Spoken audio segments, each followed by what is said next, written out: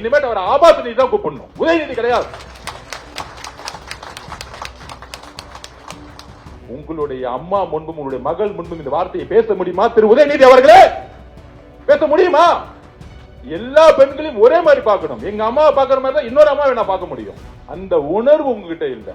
ஆனா எங்க தலைவருக்கு ஒவ்வொரு பெண்ணையும் தன்னுடைய அம்மாவும் தங்கச்சியாவும் அக்காவையும் பார்த்துட்டு இருக்காரு. இதனாலதான் இந்த ரியாக்ஷன்.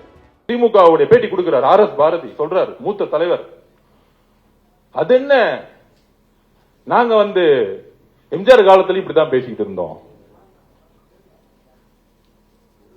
கலைஞர் காலத்துல அப்படிதான் பேசிட்டு இருந்தோம், ஏன் அம்மா ஜெயலலிதா காலத்துல அப்படிதான் பேசிட்டு இருந்தோம், ஐயா எடப்பாடி காலத்துல அப்படித்தான் பேசிட்டு இருந்தோம்.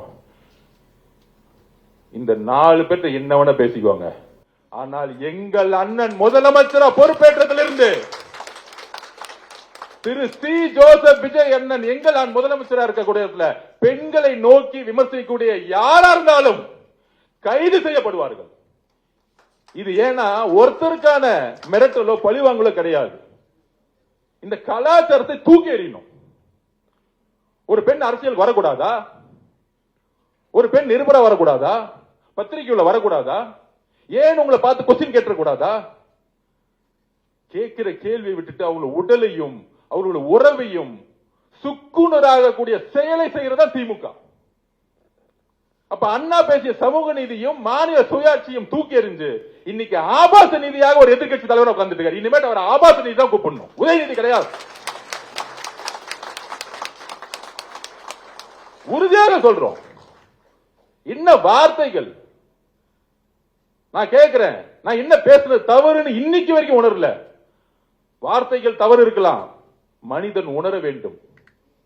தவறு செய்யாத மனிதர்கள் கிடையாது, ஆனால் அது உணரணும். அந்த உணர்ச்சி இருக்கா?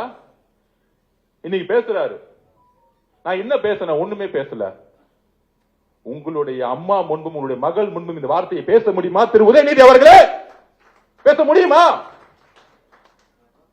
எல்லோருக்கும் குடும்பம் இருக்கு. எல்லா பெண்களையும் ஒரே மாதிரி பார்க்கணும். எங்க அம்மாவை பார்க்கிற மாதிரி தான் இன்னொரு அம்மாவை நான் பார்க்க முடியும். அந்த உணர்வு உங்ககிட்ட இல்ல.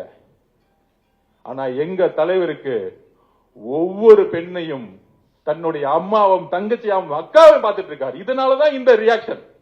இதுதான் உண்மை.